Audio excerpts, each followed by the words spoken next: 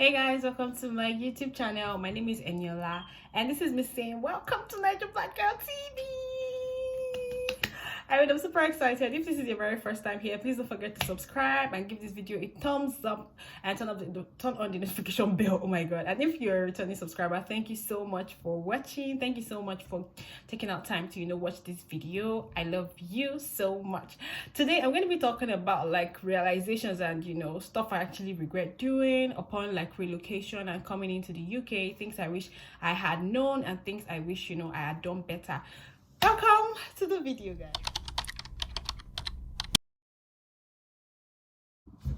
So first off, I think this is my first sit down video. This is the first video that I'm doing, and I'm not taking you guys around my environment. So yeah, this is my very first sit down video. So today I'm going to title this vlog Relocation Palavar, like things I feel like everybody should know and everybody should actually take note of right before leaving the country and upon arriving in this country. I've been just a month in this country, but there are certain things that I feel like I should have actually known and I should have done better in.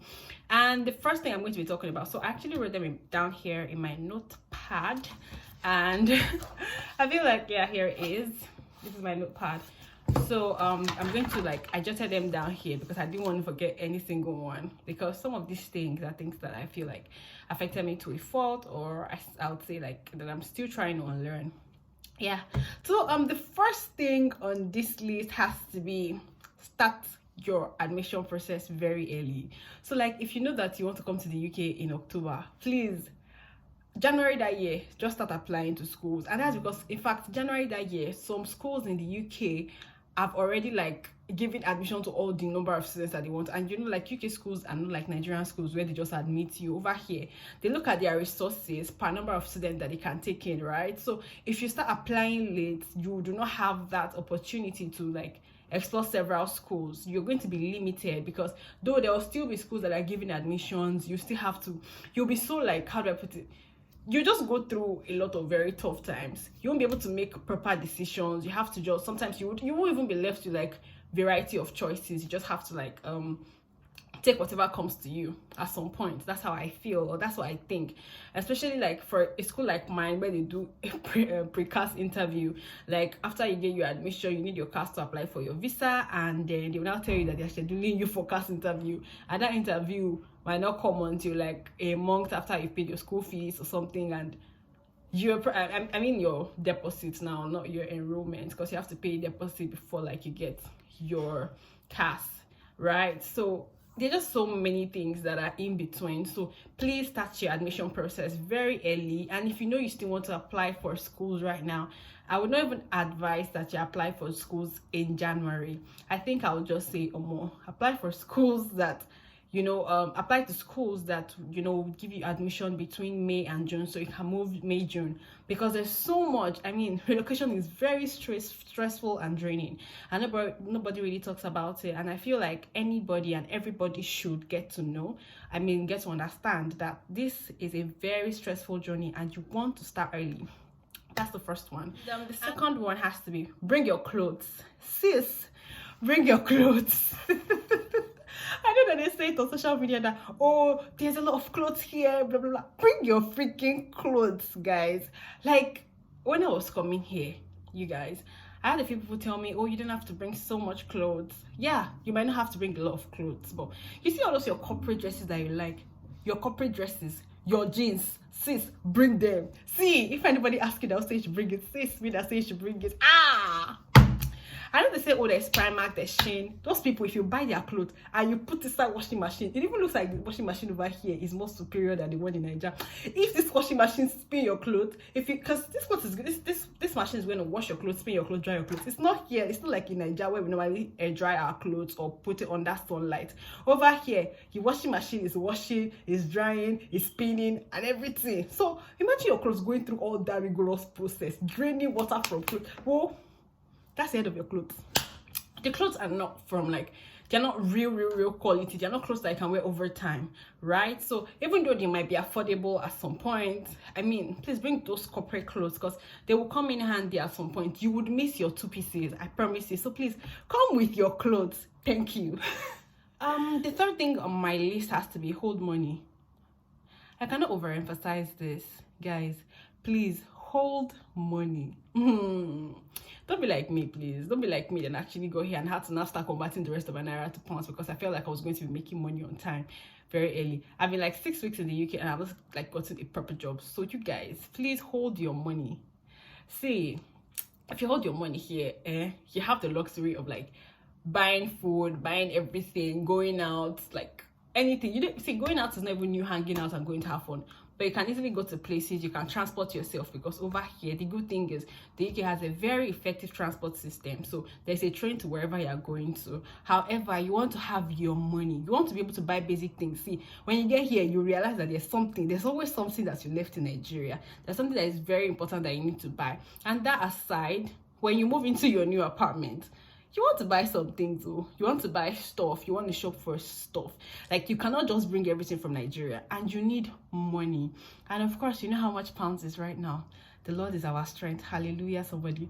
Bro, sis, hold money. Thank you. The first thing, rather, that I'll be talking about is book your accommodation.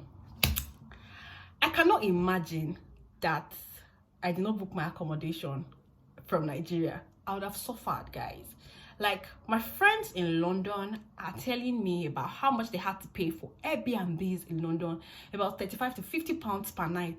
And my head is paining me. You know why? Because over here, my apartment is about 400 per month, which is because I'm paying installmentally.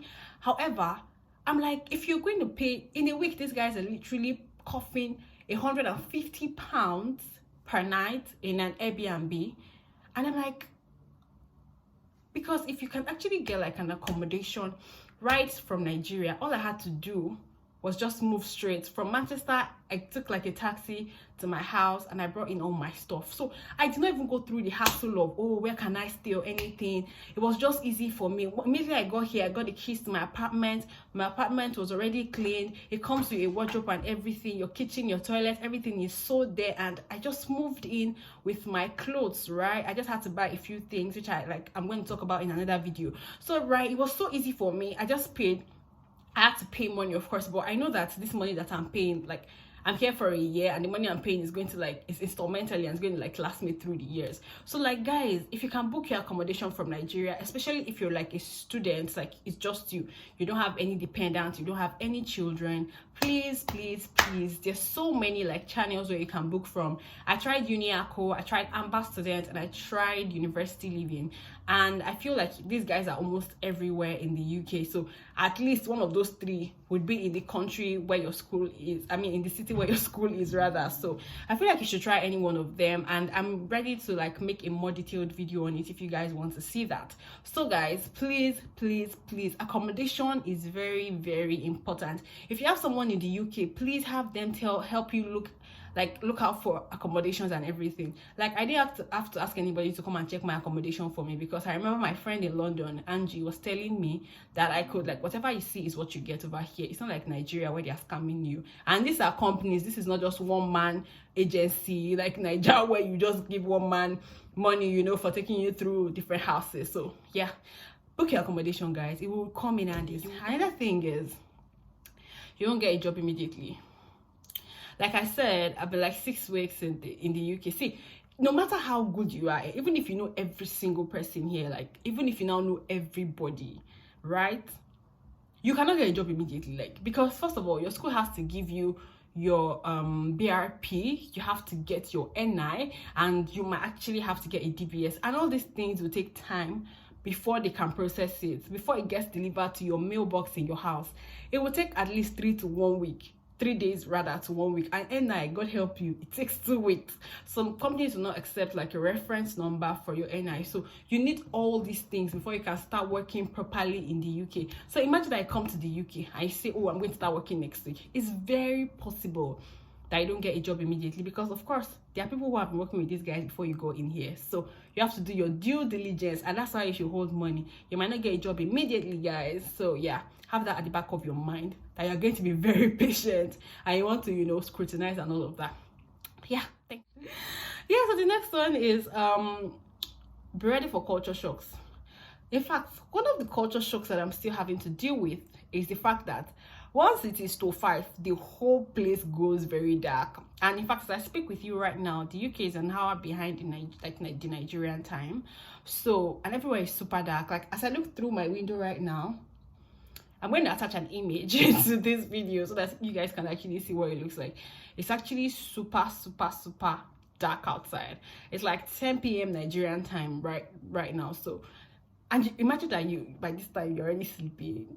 I used to be like, since I just got here, I used to wake up around 12 in the midnight. And I'll not end up watching movies or reading or trying to catch up. Like right now, I have an assignment for tomorrow and I have to read. It's just like a study because questions will be asked in class and all of that. So yeah, you just have to keep reminding yourself that time has not gone. Time will low. It's just 5 p.m. guys.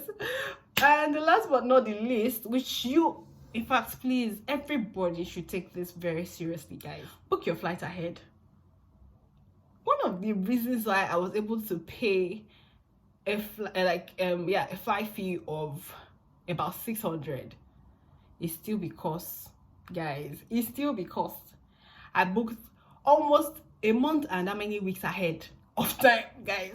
If you're relocating in September or January, you will pay through your nose.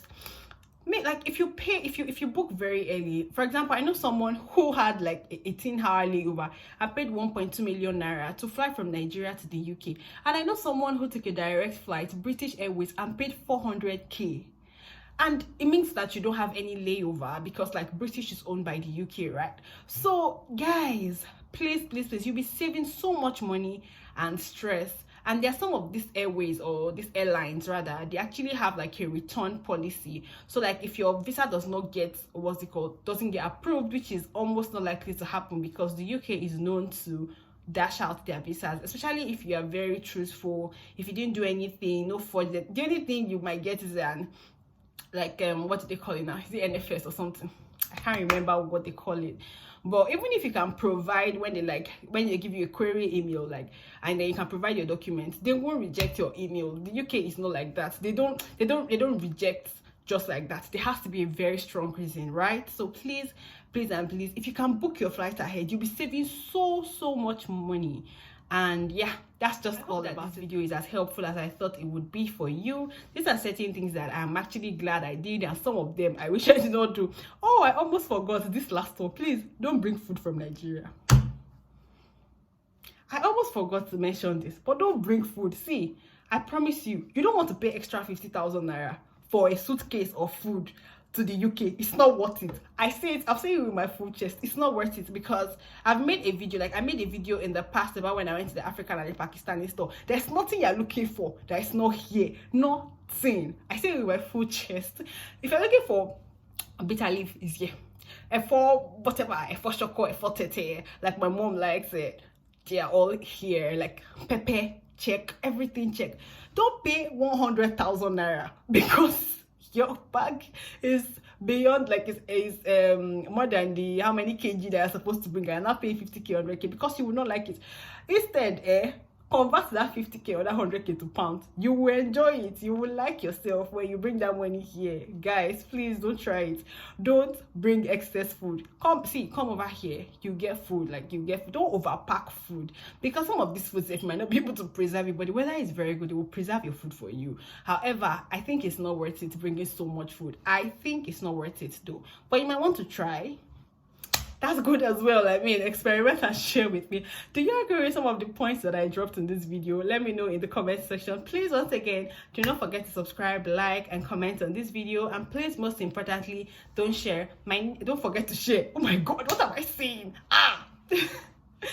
My name is Eniola, and I am Naija Black Girl across Twitter and Instagram. And now I'm here on YouTube trying to make the best out of it. I hope that you enjoyed this video. Don't forget to subscribe, like, share, and everything. Tell your friends to tell somebody that Naija Black Girl is on YouTube and she drops the best videos that you can ever imagine. Thank you so much for watching today. I love you. Naija Black Girl signing out. So if you watch this video to this extent, you are an OG and I love you. Thank you so much because I've come to the end of my video.